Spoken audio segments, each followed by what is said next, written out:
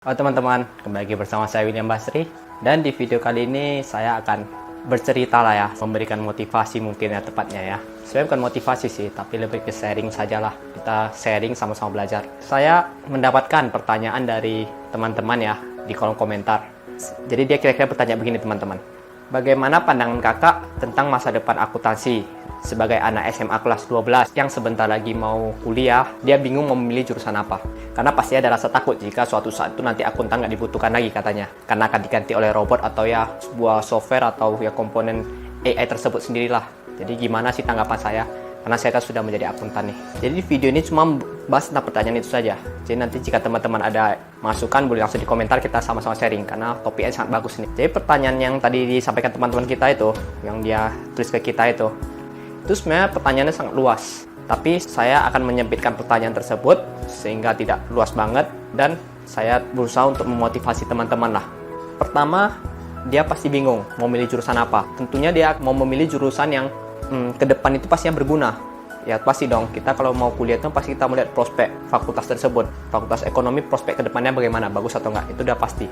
Tapi ingin saya tekankan lagi teman-teman, jika kita memilih jurusan kita, pastikan itu sesuai dengan passion kita. Jurusan apapun, semuanya bagus saya katakan. Semuanya bagus, tidak ada jurusan yang jelek.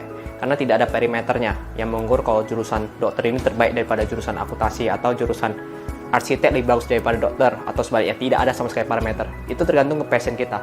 Kalau kita nyamannya sebagai akuntan ya masuklah jurusan akuntansi. Jika kita sukanya ilmu eksak, suka berhitung atau apa, ambillah jurusan-jurusan yang mengacu pada kemauan kita, pada passion kita.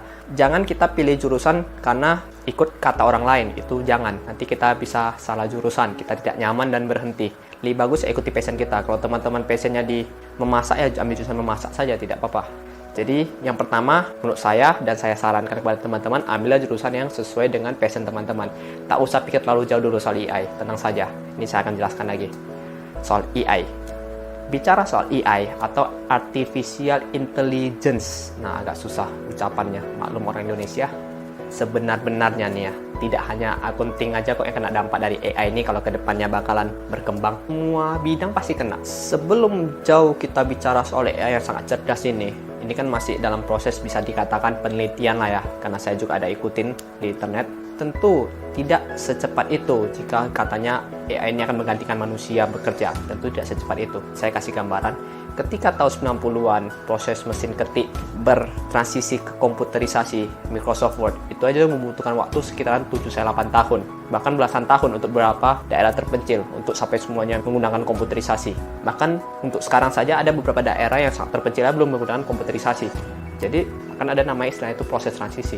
Jadi ketika proses transisi itu, di saat itulah kita nanti akan jauh belajar lagi, lebih kenal dengan AI ini, bagaimana berguna untuk pekerjaan kita.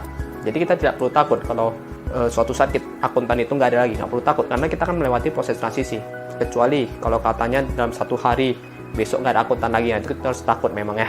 Saya pun takut juga. Tapi kalau namanya ada proses transisi, kita tak perlu takut. Intinya kita cuma perlu belajar, dan ketika kita belajar, kita sudah paham cara kerja AI ini makin mengefisienkan kerja kita. Yang intinya itu manusia itu tetap akan ada, karena yang mengawasi program ini siapa kalau bukan manusia? Tidak mungkin AI ini diawasi oleh AI juga. Ya pasti yang mengawasinya adalah manusia. Ya, jadi kalau katanya pekerjaan itu akan hilang ya mungkin di bagian-bagian yang simple, tapi bagian-bagian yang berkepentingan itu tidak mungkin. AI di akuntansi sendiri, dia ini bekerja sebagai penganalisa data ataupun sebagai pengaudit misalnya gitu ya. Dia akan membantu manusia dengan kecerdasan dia itu untuk menganalisa data dan ataupun meng-cross check data. Jadi memudahkan auditor supaya kerjanya itu yang harusnya meng-cross check data banyak banget jadi ringkas dengan bantuan AI ini. Tapi ingat teman-teman, AI ini tidak memiliki feeling, tidak seperti manusia punya perasaan. Dalam arti AI ini dia belajar itu hanya sebatas data yang disajikan, atau dia itu belajar berdasarkan data history. Jika ada banyak data history, ya itu yang dipelajari. Dia tidak seperti manusia, kita itu belajar itu dari faktor internal data history maupun faktor eksternal. Kita lihat keadaan luar bagaimana. Kalau AI ini tak bisa, dia itu hanya belajar itu dari data-data yang telah ada. Untuk itu di masa depan mungkin dalam melakukan proses analisa yang cepat kita bisa memanfaatkan bantuan AI sebagai pemberi pendapat, bukan sebagai pengambil keputusan. Pengambil keputusannya itu siapa? Ya tak manusia, tidak mungkin diganti oleh robot.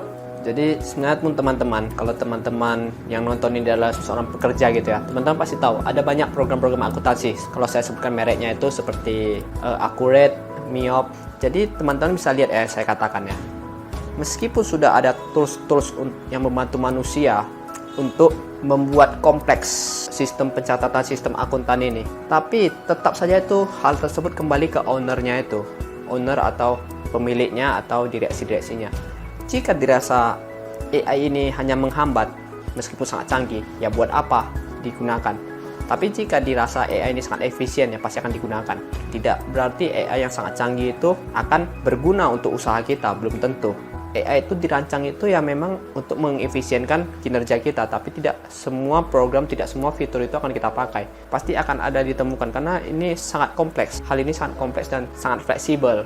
Tidak seperti yang kita nonton AI sekarang itu seperti di handphone, Oke Google atau Siri, atau dia mengalahkan permainan board games yang sudah jelas arahnya. Sedangkan kalau usaha, di bidang usaha gitu, di bidang bisnis itu tidak ada yang sesimpel itu. Semuanya itu sangat ribet. Makanya kenapa kalau kita lihat ya, kita kaji lebih luas lagi untuk menganalisa saham atau menganalisa apa, banyak sekali cara analisanya.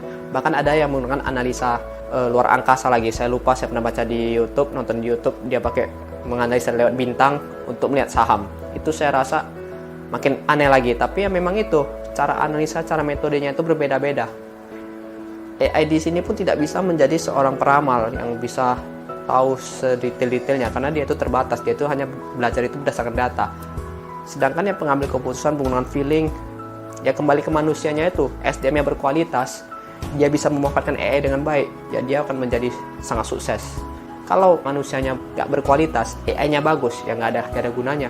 Jadi ini sangat bersinergi ya. Kalau manusia bagus, AI-nya bagus, ya akan sangat efisien. Kalau manusia nggak bagus, AI-nya mau secanggih apapun, ya nggak akan ada gunanya. Jadi sumber daya manusia tetap penting, tidak bisa digantikan oleh robot atau apapun. Karena yang mengawasi mereka kerja itu ya kita.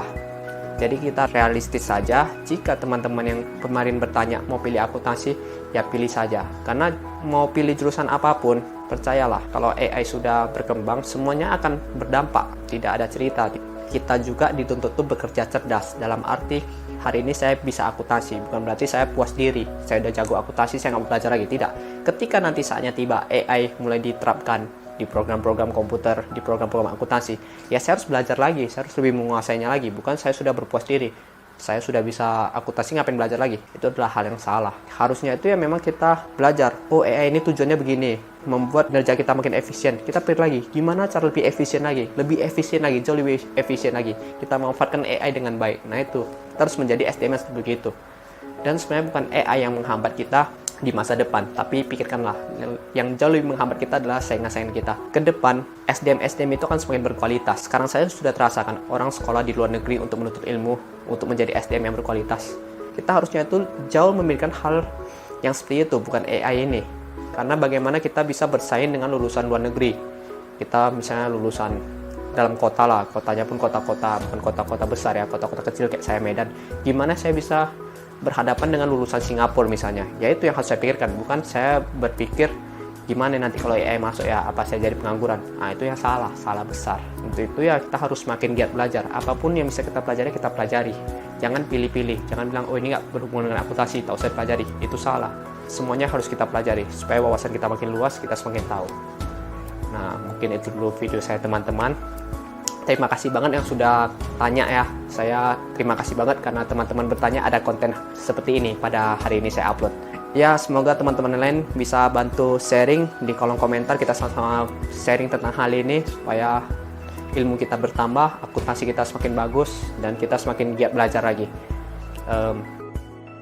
Saya sudah lama nggak buat video ya, agak-agak aneh. Ya itu dulu lah ya.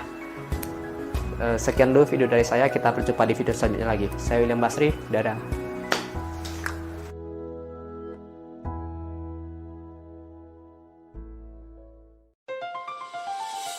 Ini Angga. Saat ini bisnis Amway-nya sedang berjalan baik. Wow, dia sudah hampir mencapai platinum baru, sebuah pencapaian dan level kepemimpinan yang penting dalam bisnis Amway.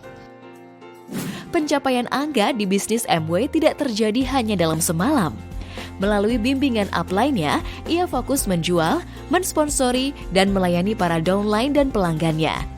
Upline Angga, Bobby, juga sudah hampir mencapai level PIN berikutnya.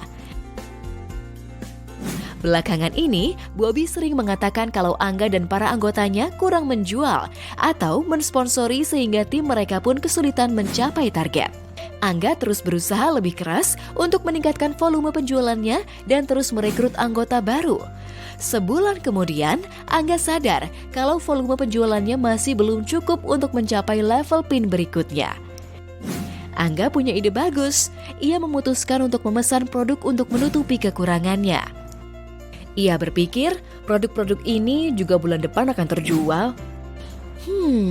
Bobby masih juga menekan Angga agar meningkatkan jumlah anggota ABO mereka. Agar Bobby puas, Angga memutuskan untuk mengajak 2 orang kerabatnya ke dalam grup mereka. Sayangnya, seperti dugaan Angga, kedua kerabatnya itu tetap tidak tertarik.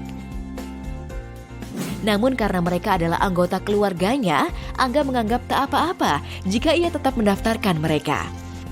Jadi dia diam-diam mengurus formulir pendaftaran mereka. Bulan berikutnya, volume penjualan Angga masih saja kurang dari target level 21%. Angga yang malang, lagi-lagi ia membeli produk untuk menutupi kekurangannya itu. Ya ampun, hal yang sama terulang kembali di bulan berikutnya. Akhirnya, produk-produk yang tak terjual itu pun mulai tertimbun di rumah Angga. Menurut Anda, apa kesalahan Angga di sini? Angga memalsukan catatan penjualannya dengan cara membeli produk tanpa ada pemesanan pelanggan. Namun semata-mata hanya demi mencapai level berikutnya dan itu tidak seharusnya ia lakukan. Karena Angga menerima tekanan untuk membantu tim, ia mengambil jalan pintas dan melakukan pembelian yang tidak seharusnya. Untuk alasan yang sama, ia juga mendaftarkan orang lain ke dalam grupnya tanpa persetujuan mereka yang juga melanggar peraturan. Pembelian produk yang berlebihan dan pendaftaran ABO palsu bukanlah cerminan yang sebenarnya dari kegiatan penjualan atau pensponsoran grup tersebut. Sebaliknya, tindakan tersebut adalah cerminan dari manipulasi bisnis Amway. Ditambah lagi, keputusan-keputusan tak etis tersebut bukan hanya menjatuhkan integritas Angga, tapi juga akan berdampak buruk pada organisasi. Gambaran yang salah mengenai penjualan, termasuk pembelian produk sehubungan dengan hal tersebut, sangat tidak diperbolehkan. Volume pemesanan produk setiap bulannya haruslah mencerminkan kegiatan penjualan yang sebenarnya terjadi dalam grup tersebut di bulan yang sama. Dengan begitu, para ABO tidak akan menimbun stok berlebihan yang akan bisa membuat mereka menjual produk melalui jalur yang tidak resmi dengan diskon atau secara grosir, yang akan berujung pada rusaknya budaya etika bisnis yang sudah susah payah dipromosikan dan dipertahankan Amway selama ini. Tidak boleh ada pemaksaan, baik secara tersirat maupun terang-terangan, terhadap para ABO downline untuk membuat keputusan bisnis yang tidak berkelanjutan. Tak peduli apakah itu demi keuntungan downline itu sendiri, upline, atau grup. Masa depan bisnis kita bergantung kepada para ABO yang dengan setia menjunjung tinggi nilai integritas Amway yang telah dibangun selama ini.